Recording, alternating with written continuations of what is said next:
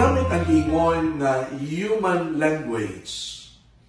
Ang Ginoo nagpadayag sa iyang kaugalingon diha sa balaan nga kasulatan.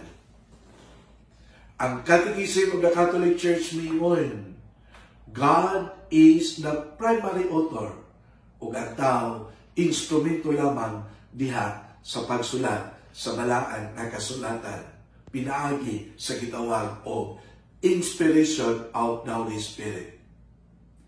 Ang Catechism of the Catholic Church mingon usab, ang 46 ka libro sa karaan nga testamento o ang 27 ka buok libro sa bag-o nga testamento gitawag kini og inspired books kay lagi ang pagsulat niini pinaagi man sa inspiration of the Holy Spirit.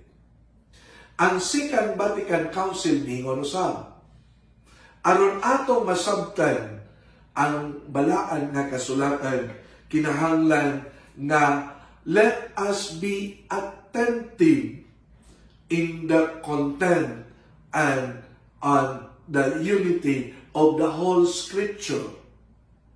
Number 2, let us read the sacred Scripture within the living tradition of the Church.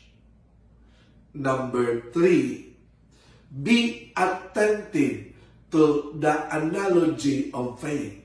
Matod pa sa Second Vatican Council.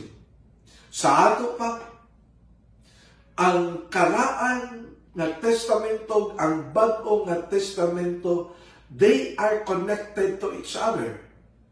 Ginaingon gani nga ang bag-o nga testamento nga mao ang New Testament is the fulfillment of the Old Testament. Mao ni nga gipahinumduman usab kita nga kinahanglan nga ato-apod nga tan-awen ang balaan nga kasulatan nga sa atoa nga pagtuo diha ni Kristo. Mao ni nga ang balaan nga kasulatan, ang katumanan niini naa diha ni Kristo.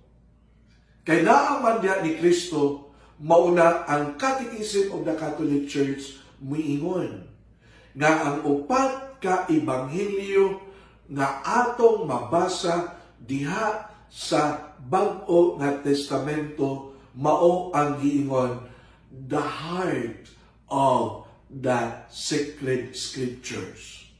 Mao na itong giingon nga si Kristo mao ang katumanan sa tanan nga gisgutan diha sa balaan nga kasulatan. Mao ni nga bisan gani ang simbahan nakadawat og kalig-on o giya sa ila nga Kristohanon nga kinabuhi diha sa pulong sa Dios nga atong mabasa og nasulat usab sa balaan nga kasulatan. Kay ginaingon, God is present in His Word. Mao ni nga dili lamang sa lawas ug dugo ni Kristo nga ang simbahan nakadawat og kalig-on, kundi diha sa pulong sa Dios o diha usab sa lawas ug dugo ni Kristo. Mga kaigsuonan, nining ato karon nga gihimo nga pamalandong, magampo kita nga unta ang atong kinabuhi giliyahan kanunay diha sa pulong sa Dios. Nga unta ang atong kinabuhi naa kanunay sa pulong sa Dios aron kita dili mahimulang kaniya. Amen. Go forth and teach that God is love. Go forth and teach we are His sons and daughters.